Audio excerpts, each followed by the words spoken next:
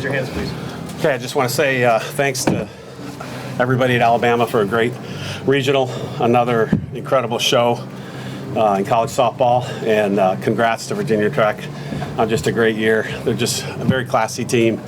Coaching staff is awesome. The kids are awesome. I told a couple of them I can't wait to see them at the Rhodes House, and I will be cheering for them this summer in the AUSL when they play pro ball here. And just a great final.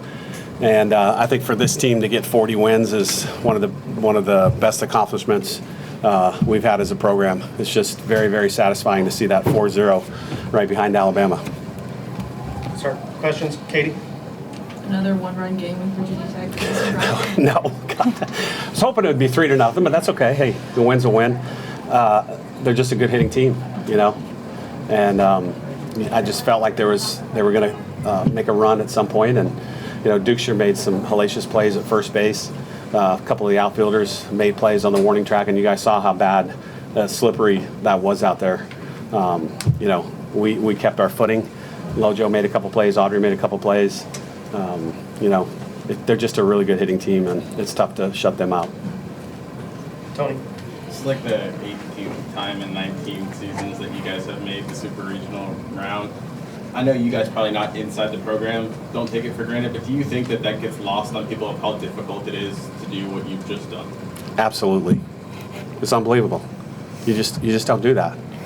And I thank you for saying it, because it is. It's very difficult.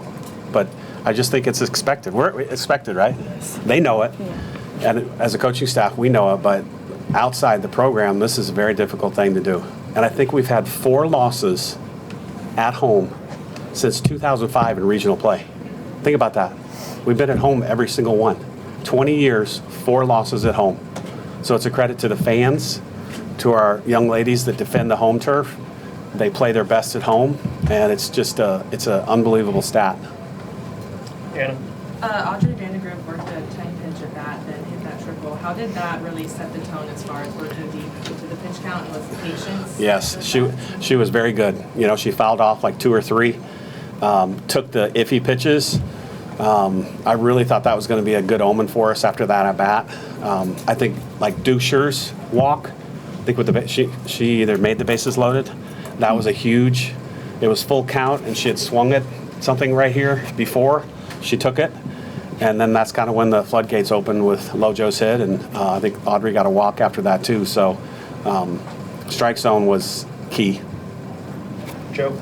Coach, on that same track with Lauren, 0-3 yesterday, but then as the first inning, wasn't able to convert 2 more hits and then cashed in the RBIs. What is it about her mindset at the plate that is able to do that and erase yesterday's performance? And then, Lauren, if you could talk about your approach at the plate as well.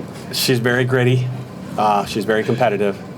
And I just feel like good things are going to happen when she's up to bat. I think everybody on the team feels that way. She's shown that consistently throughout this year.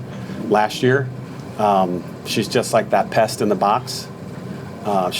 Something good is going to happen when you put it in play, and that's usually what she does. Chase? Nope. I mean, that's my motto, short and sweet. I just want to get things done for our program and for our team to just put the ball in play. And good things happen, as we saw today. So that's just been my motto this year. Sorry, Lloyd. Chase? Yeah. Coach, when Virginia Tech looked like they were going to rally in the second and third inning, Catelyn had 2 outs with nobody on in both of those innings. I'm pretty sure Virginia Tech didn't have a runner in scoring position with less than 2 out the whole day until the home run. Can you just speak to the importance of getting early outs with nobody on? Yeah, she made really good pitches, and it seemed like she was pretty economical. I don't know how many pitches she threw, but it seemed like it was pretty quick. 88, not bad. Yeah. So, Good number. for the most part, you know, she hit her spots, got ahead. You know, I mean, they're a good hitting team. You saw how many balls that kind of hung up in the air a little bit, but she made pitches when she needed to, and then we made plays too when we needed to. Katie? For Catelyn, you had, because the rest of the pitching staff is so efficient this weekend, you were able to sit back and watch and kind of prepare for this game, probably knowing you were going to start today. Just kind of, what was your mindset this weekend, and then kind of what was working for you out there through 6 shutout innings? The goal is to get 21 outs as quick as possible and letting your defense work for you, because everyone knows I'm not the biggest strikeout pitcher in the world. I'm going to let our defense work and trust them to get outs, and that is exactly what they did today. Tony? Lauren, just, we talked to Pat about, maintaining that standard.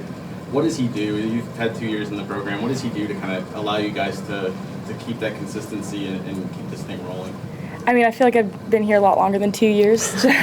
Honestly, just learning from Jenna and everything. I mean, Murph, he puts trust in every person he puts in that lineup. And so when I step in the box, automatically I know I'm going to get it done. I'm going to give it my best, and I believe he believes that we're going to get it done too.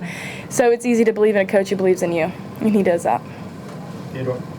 Catelyn, I mean, you're up against one of the best hitters in the country, McMillan, and you guys kept her off the bases. Just what was your approach going against such a hitter that prolific, and then just how's it feel keeping her off the bases? It feels good for sure, but she's a really good hitter, and she did really well today. I have to be honest, she got a hold of some balls that I was like, all right, it's going to be a dogfight. So she's a really good hitter. Jalen? Coach, it rained, 3 hour delay, and the crowd was still pumped up. Just talk about the crowd's effect on this game. Yeah, I kind of forgot about that. So, I mean, we sat in the clubhouse for 3 hours. Just, as the home coach, you worry about that a little bit because it's happened before. And, I mean, the crowd was in a frenzy. It was a Friday night, and we kept getting lightning delays, and they canceled it. And I felt like it took the wind out of our sails that year. This year, I'm praying in the clubhouse that they either stay or they come back. And, when we came out of the clubhouse, I think all of us were like, oh my gosh, there's a lot of people still here. It's going to be a home field advantage, which is what we want, when you host a regional. But seriously, they're best fans in the country, and they stayed with us. That was a long time to wait it out. Can't thank them enough. And you guys. Nick? Murph, more the fifth inning, single, bunt single, walk, driving two. Was that just sort of your classic postseason by any means necessary? Yeah, oh, absolutely. And one thing that was kind of lost was Brooks' bunt single, which was, I told her when she got to third, you're the best non-bunter we've ever had in our program. If you've watched us, every single time I give her a drag bunt, it's a hit. I think she's like 7 for 7. Yeah. And today was maybe the best one all year. And then, we had talked about it in the dugout to shrink the zone, stay in the zone, take what she gives you, take the walk, see it down. And, we got a couple walks there. And then Lojo put it in play, and we got 2 RBIs on that hit. And it kind of gave us some life there. Katie? For Murph, with some of the issues y'all have had in the 6th and 7th this season, just how important was it for Brisky to kind of get those 2 quick outs, and then really just the pitching staff as a whole this weekend kind of doing your job? And that was huge, especially against McMillan, because I think that was her first one she faced. And that was very confident Brisky. That was a great sequence of pitches too. And obviously we all know that she's a great hitter. So that was a big out. And then for her to not drag it along was unreal. And we gave out 3 lineup cards, 1 to Kate, 1 to Brisky, and then the third one was a defensive to Dukeshire. So 2 pitchers got it and a defender. So, that was big defensively for us. Chase? Catelyn, can you speak to the ball that went off your leg in the 7th? Did that affect you at all thereafter? And then for Coach, was that play at all in your mind when you made the pitching change? It hurt for sure, but honestly, it kind of locked me back in a little bit, and then things happened. Just ball left yard is what it Shin is. or a knee or Shin. So yeah. A little bit. She had her 0-2. I think if she would have finished her, I would have kept her in.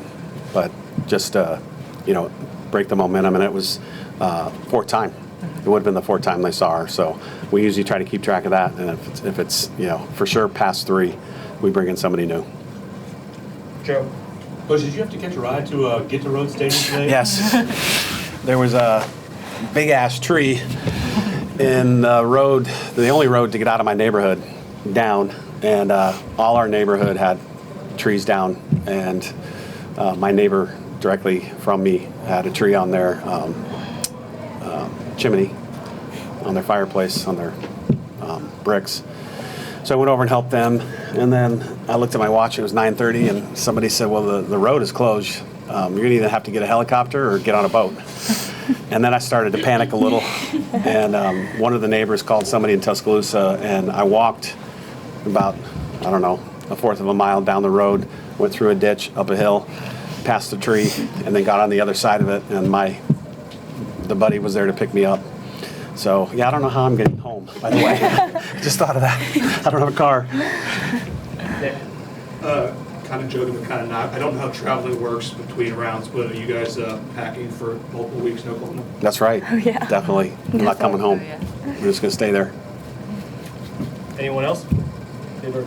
Yeah, Coach, we talked a lot about, the defensive, cleaning that stuff up. I had your whole come to Jesus meeting with the team. But, the numbers are staggering. 57 errors over 48 games, and then 3 over the last 12. Just, Wow. how much does it mean to you, seeing just how well your players have taken, what you said to heart there? That's incredible. I didn't know it was that good, but I'm sure the pitchers knew it. Yeah. They really work hard in practice, too. It was something that we put an emphasis on. And sometimes if you talk about it too much, then it becomes in their head. Yeah. So we just went back to fundamentals for about a week. It was spring break, too. I remember it was spring break practice, and we did some of the things that we did in the fall for like 2 days. Nobody asked why, or, why are we going back to this? It was just like, okay, this is what we're doing.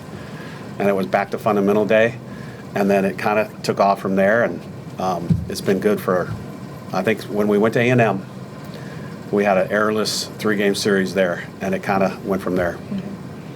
Thank you, ladies. Thanks, Coach. Thanks a lot, everybody. Thank you so much for being here. Thank you. Thank